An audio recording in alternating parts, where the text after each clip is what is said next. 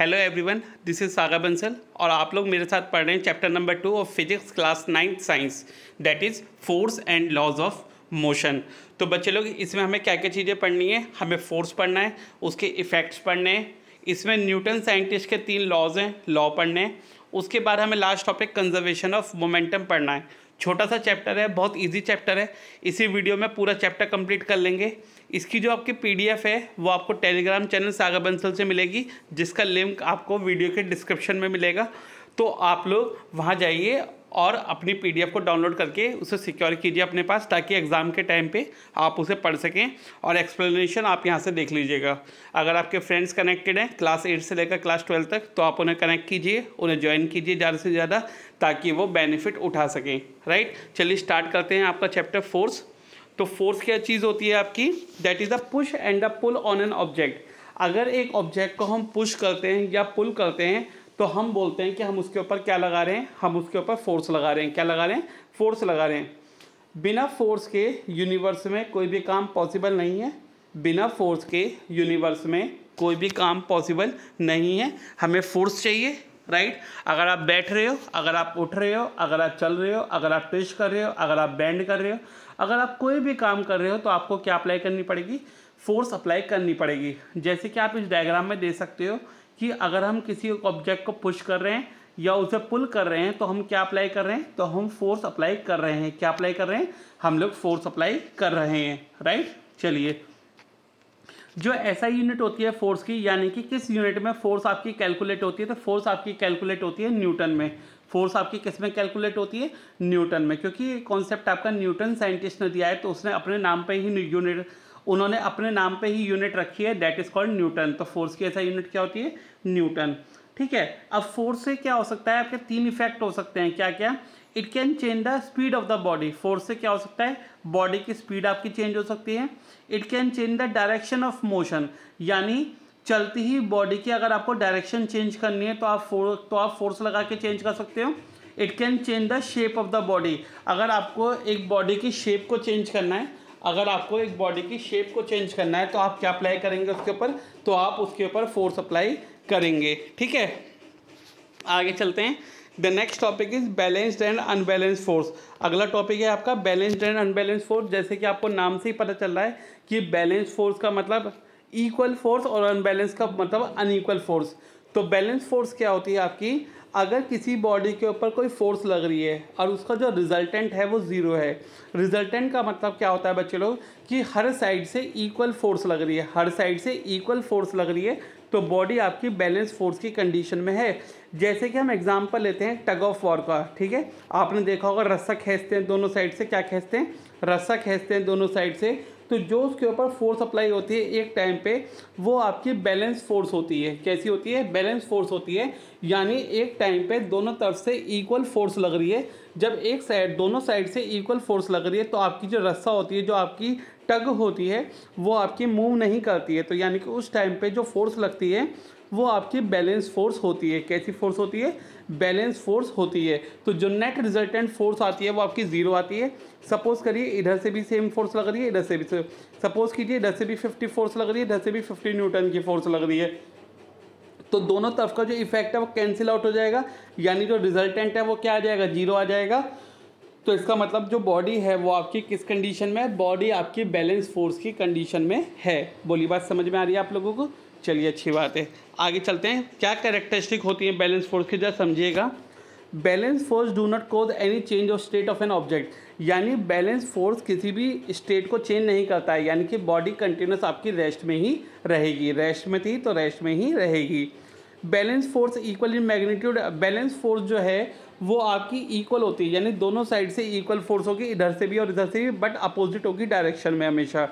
ठीक है, but balance force body की शेप को चेंज कर सकती है। बैलेंस फोर्स बॉडी की शेप और साइज को चेंज कर सकती है।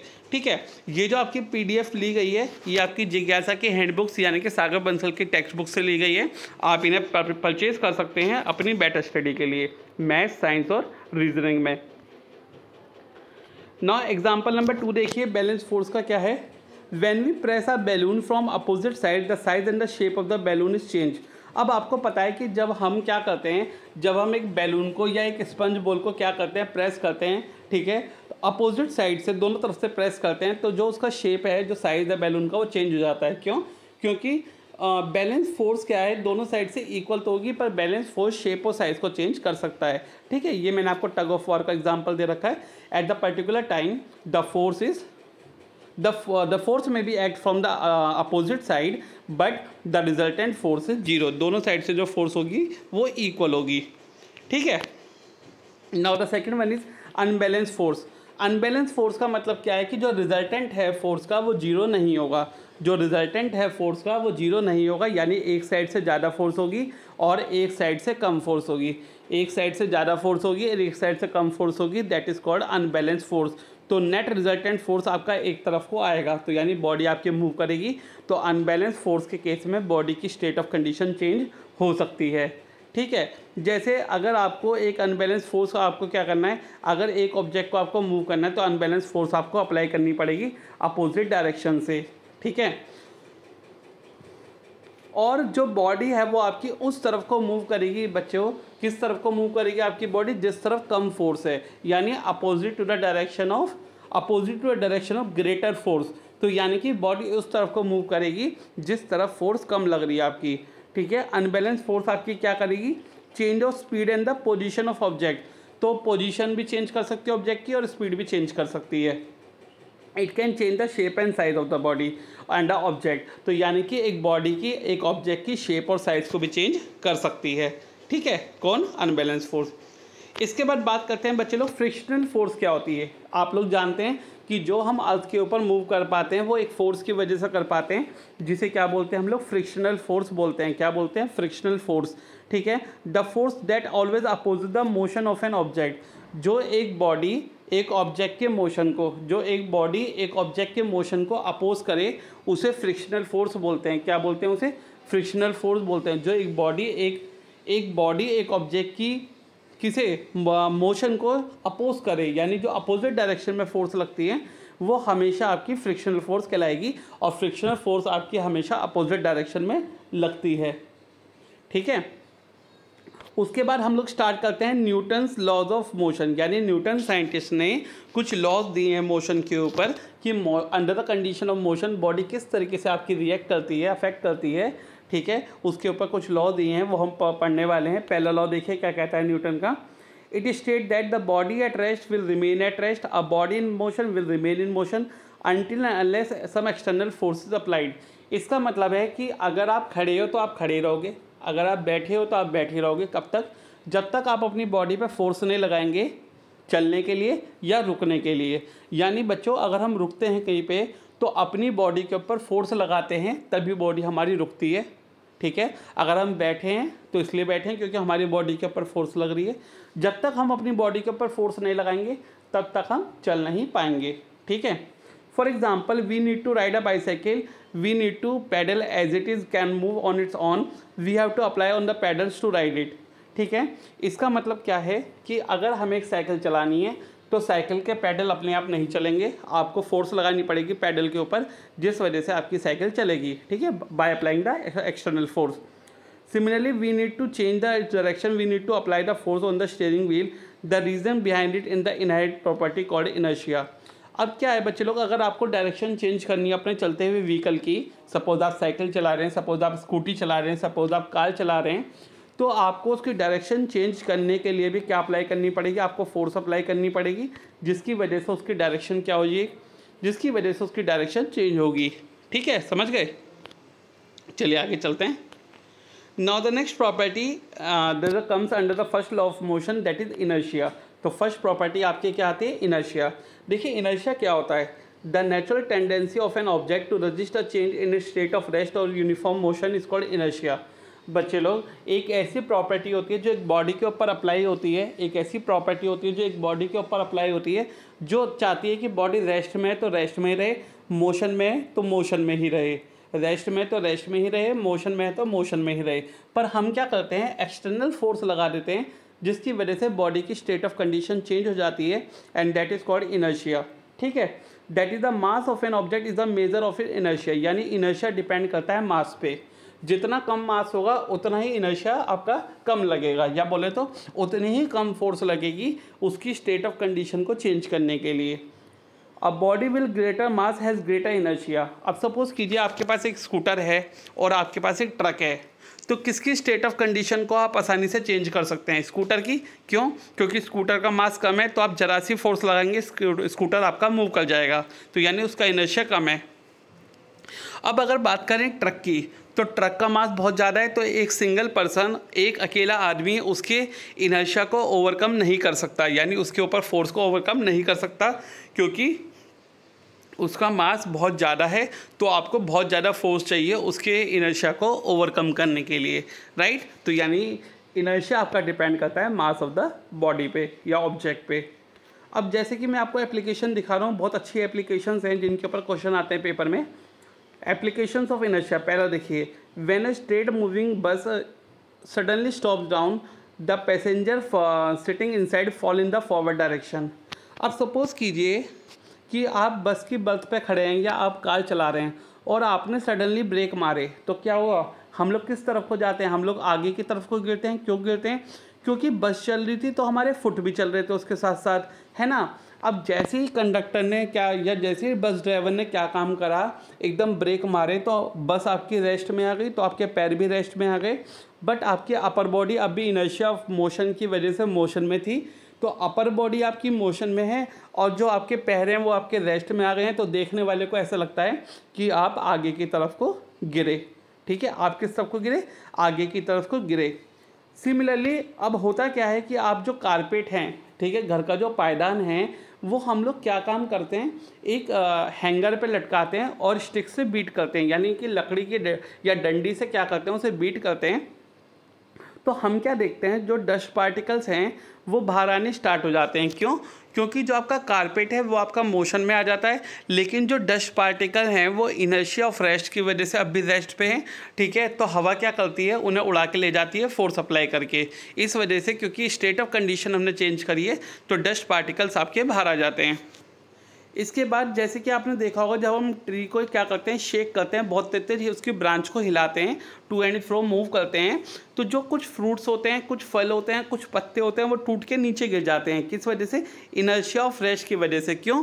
क्योंकि जो ब्रांच है ट्री की, जो आपने मूव करी है बहुत तेज, तो वो तो आपकी मोशन में आ गई, पर जो लीव्स और फ्रूट हैं वो अभी इनर्शिया ऑफ रेस्ट की वजह से रेस्ट पे हैं, तो उनकी प्रॉपर्टी चेंज हो जाएगी। आप ग्रेटर फोर्स अप्लाई कर देंगे, तो ग्रेटर फोर्स अप्लाई होने की वजह से वो टूट के कहाँ गिर जाएंगे? नीचे गिर जाएंगे। ठीक है, यहाँ तक क्लियर हो गया? अगर आपको कुछ भी समझ नहीं आता है तो आप मेंशन कर दीजिएगा, तो उसकी आपको वीडियो या फिर किसी भी मीडियम से आपको समझा दिया जाएगा। पर मकसद एक है कि आपको समझ में आना चाहिए, राइट। सभी को शेयर जरूर करते जाएं ताकि सभी बच्चों का बेनिफिट हो जाए। Momentum, the momentum of a body is defined as the product of mass and velocity. अब मोमेंटम क्या होता है? अगर मैं सिंपल शब्दों में बताऊँ कि मूवमेंट कितना है एक बॉडी के अंदर, एक बॉडी कितनी अमाउंट ऑफ मूवमेंट से चल रही है, that is called momentum. Momentum का मतलब है एक बॉडी के अंदर कितना मूवमेंट है, और वो होता है उसका product of mass and velocity. यानी मोमेंटम क्या होता है? Mass into velocity. मोमेंटम क्या होता है? Mass into velocity, that is called momentum. ठीक है, मोमेंटम को डिनोट करते हैं पी से। किससे डिनोट करते हैं? पी से। मास को डिनोट करते हैं एम से, और वेलोसिटी को डिनोट करते हैं वी से। मोमेंटम को डिनोट करते हैं पी से, मास को डिनोट करते हैं एम से, और वेलोसिटी को डिनोट करते हैं वी से। तो मोमेंटम का फॉर्मूला हो जाता है P is equal to M V. क्या फॉर्मूला हो जाता है? P is equal to M V. याद रखेंगे? चलिए, अच्छी बात है। जो ऐसा यूनिट होती है मोमेंटम की, वो क्या होती है? Kilogram metre per second. आप लोग याद रखेंगे, MCQ का क्वेश्चन है ये। What is the SI unit of momentum? The SI unit of momentum is kilogram metre per second. क्योंकि आप जानते हो मास की यूनिट होती है किलोग्राम, वेलोसिटी की यूनिट होती है मीटर पर सेकेंड, तो इसकी यूनिट हो जाएगी किलोग्राम मीटर पर सेकेंड। क्या यूनिट हो जाएगी इसकी? Kilogram metre per second. ठीक है, चलिए आगे चलें। Now the next is change in momentum. Next है आपका चेंज इन मोमेंटम। अब चेंज इन मोमेंटम क्या होता है बच्चे लोग, समझिए ज़रा। It is defined as the difference between the final momentum and the initial momentum. अगर आपको चेंज इन मोमेंटम निकालना है तो चेंज इन मोमेंटम हम कैसे निकाल सकते हैं? फाइनल मोमेंटम में से इनिशियल मोमेंटम माइनस करके, फाइनल मोमेंटम में से इनिशियल मोमेंटम को मास माइनस करके आपका चेंज इन मोमेंटम आ जाता है। लेटर सपोज कीजिए u आपकी इनिशियल वेलोसिटी और v आपकी फाइनल वेलोसिटी है। इनिशियल वेलोसिटी कौन सी होती है? जो स्टार्टिंग की होती है, उसे डिनोट करते हैं u से। फाइनल वेलोसिटी कौन सी होती है? जो लास्ट की होती है, उसे डिनोट करते हैं v से। ठीक है, आगे चलते हैं।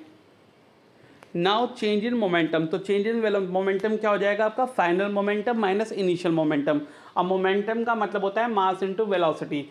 फाइनल मोमेंटम है तो mass into final velocity, initial momentum है तो मास इनटू इनिशियल वेलोसिटी। तो अगर आपको न्यूमेरिकल में चेंज इन मोमेंटम निकालने के लिए आता है तो आप क्या फॉर्मूला लगाएंगे? mv minus mu। ठीक है, क्या फॉर्मूला लगाएंगे चेंज इन मोमेंटम का?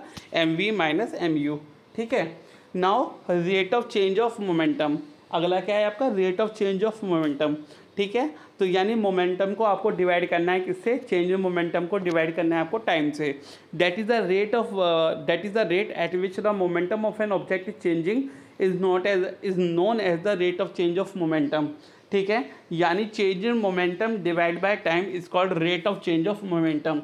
यानी एक बॉडी के अंदर जो मोमेंटम है वो किस रेट से चेंज हो रहा है, कितने अमाउंट से चेंज हो रहा है, या किसी टाइम में कितने अमाउंट से चेंज हो रहा है आपका मोमेंटम इनिशियल से फाइनल जाने में, that is called rate of change of momentum. mv minus mu divide by t। ठीक है, क्या फॉर्मूला हो जाएगा इसका?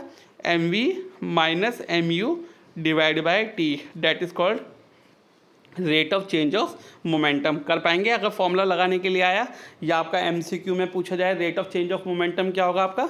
mv minus mu divide by t। ठीक है, चलिए आगे चलते हैं। नाउ न्यूटन सर का सेकेंड लॉ आपका क्या कहता है? The rate of change of momentum is directly proportional to the force applied. Newton sir का सेकेंड लॉ कहता है कि जो rate of change of momentum apply हो रहा है बॉडी के ऊपर वो डायरेक्टली प्रोपोर्शनल है, डायरेक्टली रिलेट करता है जितनी फोर्स आप उसके ऊपर लगा रहे हैं। ठीक है, according to Newton second law we get that is rate of change of momentum that is mv minus mu divide by T directly proportional to f। अब बच्चे लोग अगर हम जानते हैं a इज इक्वल टू क्या होता है? v minus you upon T. हम लोग जानते हैं कि एक्सेलेरेशन का फॉर्मूला क्या होता है? v minus you upon T.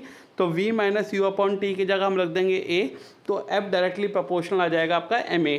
f directly proportional आ जाएगा आपका ma। अब प्रोपोर्शनलिटी का साइन हटाएंगे तो इक्वल टू के साथ एक कांस्टेंट आ जाता है k। क्या कांस्टेंट आ जाता है? k है। क्या कांस्टेंट है? k। जहाँ पे k आपका कांस्टेंट है जिसकी वैल्यू क्या होती है? 1। k आपका क्या है? कांस्टेंट है जिसकी वैल्यू क्या होती है? 1। तो फॉर्मूला क्या आ जाएगा फोर्स का? m into a। बच्चे लोग MCQ का क्वेश्चन है ये और न्यूमेरिकल का क्वेश्चन है ये कि आपको फोर्स निकालनी होगी। फोर्स का फॉर्मूला क्या होता है? ma। फोर्स का फॉर्मूला क्या होता है? Mass into acceleration. फोर्स का फॉर्मूला क्या होता है? Mass into acceleration. फोर्स का फॉर्मूला क्या होता है? Mass into acceleration. यानी फोर्स डिपेंड करती है आपकी किसके ऊपर? एक्सेलरेशन के ऊपर। बच्चे लोग मास बॉडी का कांस्टेंट होता है। ठीक है, मास बॉडी का क्या होता है? कांस्टेंट होता है। तो फोर्स आपकी डायरेक्टली किस पे डिपेंड करती है? एक्सेलरेशन पे डिपेंड करती है, याद रखेंगे। तो अगर आपसे मैं पूछूं कि न्यूटन सेकंड लॉ से आपको क्या मिलता है तो आप बोलेंगे it gives the relation between force and acceleration. It gives the relation between force and acceleration. कभी कभी न्यूटन सेकंड लॉ की जो एक्सप्लेनेशन है वो MCQ में आ जाती है कि न्यूटन सेकंड लॉ से आपको क्या मिलता है, तो आप बोलेंगे it gives the relation between force and acceleration. ठीक है, बात समझ में आती है। फॉर्मूला याद रखिएगा, F = ma। ठीक, चलिए आगे।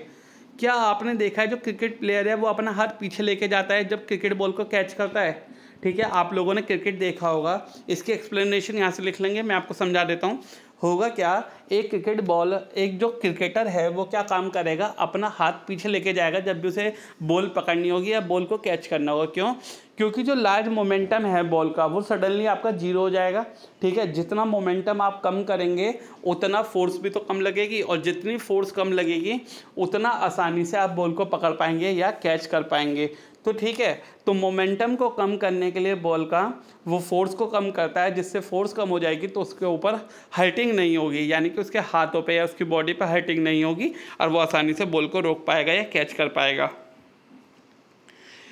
ठीक है, इसके बाद क्या आपने किसी एथलेटिक को देखा है जो जंप करता है एथलेटिक, ठीक है, वो कुशन या फिर हीप ऑफ सैंड, या तो गद्दे बिछाता है या फिर सैंड का ढेरी बिछाता है जिसके ऊपर वो क्या करता है, गिरता है। इसकी एक्सप्लेनेशन यहाँ से लिख लेंगे, मैं आपको समझा दे रहा हूँ। होता क्या है, जब भी वो कुशन लेता है यानी गद्दे लगवाता है, या फिर अपने हाथ पैरों पे वो जो देखा होगा आपने रबड़ लगाते हैं, ठीक है, या आपने देखा होगा हीप ऑफ सैंड यानी कि मिट्टी के ढेरी पे कूदते हैं। वो क्यों कूदते हैं ऐसे, क्यों कूदते हैं वो ऐसे? वो इसलिए ताकि जो लार्ज मोमेंटम है बॉडी का वो सडनली आपका कम हो जाए। अगर लार्ज मोमेंटम आपका नियर टू जीरो जाएगा तो फोर्स जो लगेगी बॉडी के ऊपर वो भी तो कम होगी। और जब बॉडी के ऊपर फोर्स कम लगेगी, है ना, तो बॉडी के ऊपर अगर जब फोर्स कम लगेगी तो उसकी बॉडी को क्या नहीं होगा, हर्ट नहीं होगा, उसकी बॉडी को हर्ट नहीं होगा। समझ गए? चलिए, now the next topic is Newton third law of motion. Newton sir का थर्ड लॉ है मोशन का, देखिए बहुत इंपॉर्टेंट है, ठीक है, एमसीक्यू में भी आता है, थ्योरी में तो पक्का ही आता है। State Newton third law, to every action there is an equal and opposite reaction. To every action there is an equal and opposite reaction. अगर किसी भी बॉडी के ऊपर हम एक्शन करते हैं तो वो रिएक्शन जरूर करती है। अगर हम किसी बॉडी के ऊपर एक्शन करते हैं तो वो उल्टा रिएक्शन भी जरूर करती है। Have you notice that the gun also recoils in firing a bullet. क्या आपने देखा है कि जब भी हम गन शॉट करते हैं, ठीक है, गन से क्या चलाते हैं, गोली चलाते हैं हम लोग, तो हमारे हाथों पे भी प्रेशर लगता है। आप लोगों ने फिल्म में देखा होगा, ठीक है। तो होता क्या है इससे कि जितनी फोर्स बुलेट को आगे जाने के लिए लगेगी उतनी ही गन चलाने वाले के हाथ पे भी लगाएगी, ठीक है, यानी कि अपोजिट डायरेक्शन में फोर्स भी लगेगी। यानी for action and reaction act on different bodies, ठीक है, एक्शन और रिएक्शन डिफरेंट बॉडी पे एक्ट करती है और अपोजिट डायरेक्शन में एक्ट करती है। याद रखेंगे, तो गन रिकॉयल करती है, आप लोग याद रखेंगे, न्यूटन थर्ड लॉ से गन भी रिकॉयल करती है। Another important example is how do we walk, ठीक है, हम लोग कैसे चलते हैं। आप कहेंगे पैरों से चलते हैं, नहीं भी पैरों से तो चलते हैं, पर साथ में opposite force action and reaction की वजह से चलते हैं। चलिए जल्दी से उठिए और चल के दिखाइए, ठीक है। अगर आप चलेंगे तो आपको ऐसा लगेगा कि मैं तो आगे की तरफ चल रहा हूँ, लेकिन नहीं बच्चे लोग, हम लोग जो फोर्स लगाते हैं वो एक पैर से पीछे की तरफ को फोर्स लगाते हैं, जिसकी वजह से हम आगे की तरफ को चल पाते हैं, ठीक है। उठो और चल के देखो कि हम लोग उल्टे पैर से जो फोर्स लगाते हैं वो पीछे की तरफ को लगाते हैं, जिसकी वजह से हम आराम से आगे की तरफ को चल पाते हैं। जब मेरा पैर ज़मीन पे पीछे की तरफ को टिक जाता है तब मेरा दूसरा पैर आगे की तरफ को उठता है। इसका मतलब है जब हमें एक्शन फोर्स मिल जाती है तभी हम आगे की तरफ को रिएक्शन फोर्स कर पाते हैं। आई होप सभी बच्चों ने चल के देखा होगा और समझ गए होंगे, कमेंट करके ज़रूर बताइएगा। देखिए मैंने डायग्राम में आपको दिखा रखा है, जो ये मैन आपको आगे की तरफ को चलता दिखा रखा है रिएक्शन में, तो ये जो फोर्स है उल्टे पैर से ये पीछे की तरफ को लगा रहा है, जिसकी वजह से रिएक्शन आगे की तरफ को हो रहा है, ठीक है। नाउ अगर ग्राउंड आपका स्लिपरी है, यानी आपने केले के छिलके पे पैर रख दिया, बर्फ़ पे पैर रख दिया, कीचड़ में पैर रख दिया, तो हम लोग फिसल क्यों जाते हैं? हम लोग इसलिए फिसल जाते हैं क्योंकि स्लिपरी ग्राउंड पे फ्रिक्शन फोर्स नहीं होती है, या होती है तो बहुत कम होती है। फिसलने वाले ग्राउंड पे, स्लिपरी ग्राउंड पे जो फ्रिक्शन फोर्स होती है वो बहुत कम होती है, जिस वजह से हम बैकवर्ड फोर्स नहीं लगा पाते। अब जब हम बैकवर्ड फोर्स नहीं लगाएंगे तो फॉरवर्ड फोर्स नहीं मिलेगी। अब फॉरवर्ड फोर्स नहीं मिलेगी तो हम आगे की तरफ को नहीं चल पाएंगे। तो आप जैसे ही केले के छिलके पे पैर रखेंगे तुरंत आप मुंह के बल गिरेंगे। क्यों गिरेंगे? क्योंकि आप अर्थ के ऊपर फोर्स नहीं लगा पाए। जब आप अर्थ के ऊपर फोर्स नहीं लगा पाए तो अर्थ ने भी आपको फोर्स नहीं दी आगे की तरफ को चलने के लिए, और आप गिर जाते हैं। Now the very last topic of the chapter, force and laws of motion theory, that law of conservation of momentum. बहुत इंपॉर्टेंट टॉपिक है, आपके एग्जामिनेशन पॉइंट ऑफ व्यू से और न्यूमेरिकल से जरूर कीजिएगा, इसके न्यूमेरिकल में काम आएगा।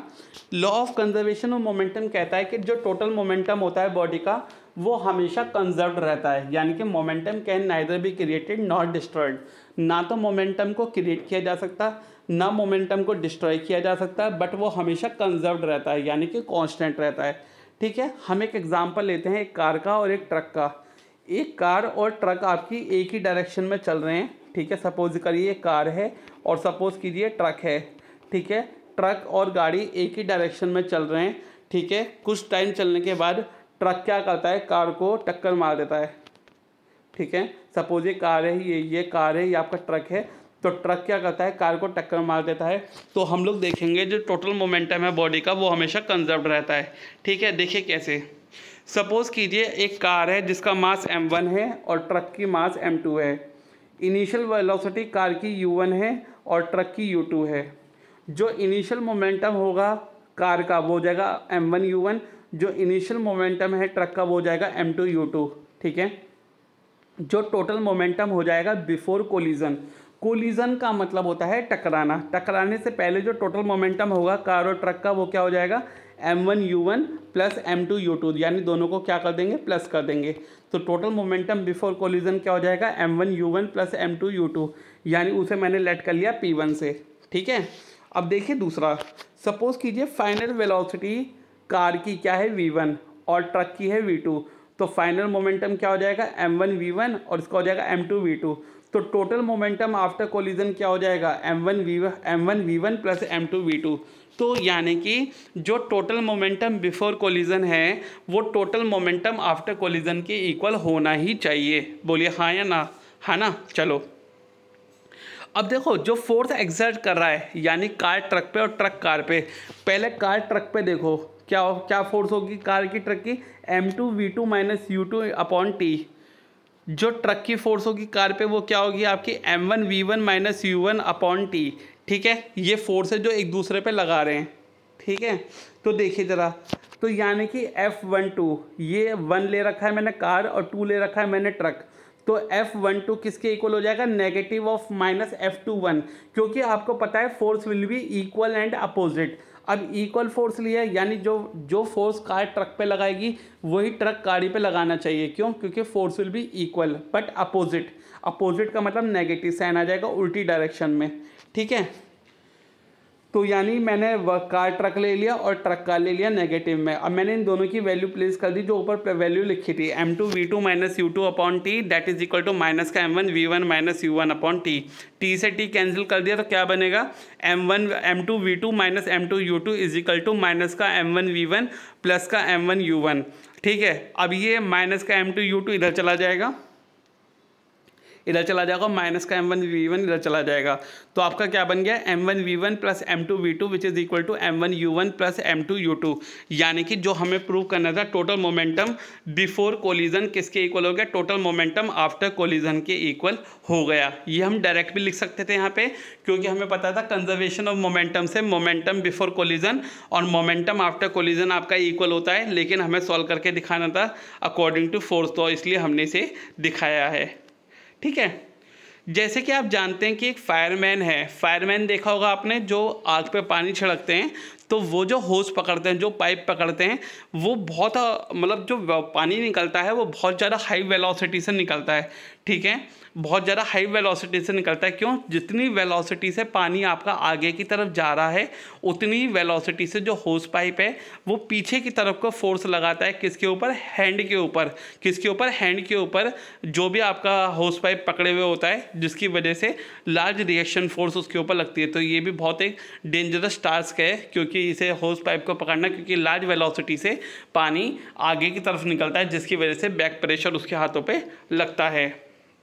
जैसे कि आपने एक हॉर्स को देखा होगा जो कार्ट को पुल करता है, जो खींचता है, घोड़ा गाड़ी जिसे बोलते हैं, तो वो क्या करता है, एक्शन और रिएक्शन की वजह से चलता है। वो भी आप लोगों ने देखा होगा कि पहले घोड़ा क्या करता है, दोनों पैरों से अपने पीछे की तरफ को अर्थ को पुल करता है। क्यों, क्योंकि आपको पता है क्यों पुश करेगा वो, क्योंकि उसे अपने कार्ट को पुल करना है और ख़ुद को भी पुल करना है। तो यानी कि वो डबल फोर्स लगाता है अर्थ के ऊपर पीछे की तरफ, जिसकी वजह से उसका जो कार्ट है वो आगे की तरफ को मूव कर पाता है। तो उसे अनबैलेंस फोर्स चाहिए होती है, यानी कि उसे जो फोर्स लगानी है वो फ्रिक्शनल फोर्स से ज़्यादा होनी चाहिए। क्योंकि आपको पता है एक तो फोर्स लग रही है उसके और अर्थ के बीच में, और दूसरी फोर्स है कार्ट यानी कि गाड़ी और अर्थ के बीच में। तो उसे दोनों फोर्स को ओवरकम करना है, अनबैलेंस फोर्स ज़्यादा चाहिए ताकि वो मूव कर पाए। ठीक है बच्चे लोग, ठीक है। तो आई होप बच्चे लोग आपको ये पूरा का पूरा चैप्टर हमारा force and laws of motion का क्लियर हो चुका है, समझ आ चुका है सही बच्चों को बहुत अच्छे से, है ना। तो अगर आपको ये क्लियर हो गया है तो बाकी बच्चों को भी शेयर कीजिए ताकि सभी का बेनिफिट हो पाए। सभी स्कूलों के बच्चों को शेयर कीजिए, ठीक है, सभी स्टेट्स के बच्चों को शेयर कीजिए ताकि ज़्यादा से ज़्यादा CBSE के बच्चों तक पहुँच पाए, उनका बेनिफिट हो पाए। जिन बच्चों के पास भी NCERT की बुक्स हैं उनका फ़ायदा हो पाए, राइट, ज़्यादा से ज़्यादा बच्चे पढ़ पाएँ। इसकी PDF आपको कहाँ मिलेगी? टेलीग्राम चैनल पे मिलेगी, लिंक मैं डिस्क्रिप्शन में डाल दूंगा, तो आप वहाँ से डाउनलोड कीजिए और अपने पास सेव कर लीजिए फ्यूचर के लिए, ठीक है। तो क्लास 8 से लेकर क्लास 12 तक की वीडियो आती रहेंगी आपकी डे बाय डे। आपको मैंने सारा का सारा शेड्यूल बता दिया है किस दिन कौन सी वीडियो आएगी, तो आप उसके अकॉर्डिंग अपनी पढ़ाई चालू कर सकते हैं। ये है आपका अपना चैनल सागर बंसल, जहाँ पे आपको मैथ, साइंस, रीजनिंग और एप्टीट्यूड पढ़ाई जाती है क्लास 8 से लेकर क्लास 12 के बच्चों को, right. Hope you will enjoy this video and आप लोगों को समझ में आया है। So good luck students, all the best. मिलेंगे आपसे नेक्स्ट वीडियो में। So till then keep on subscribing and sharing Sagar Bansal.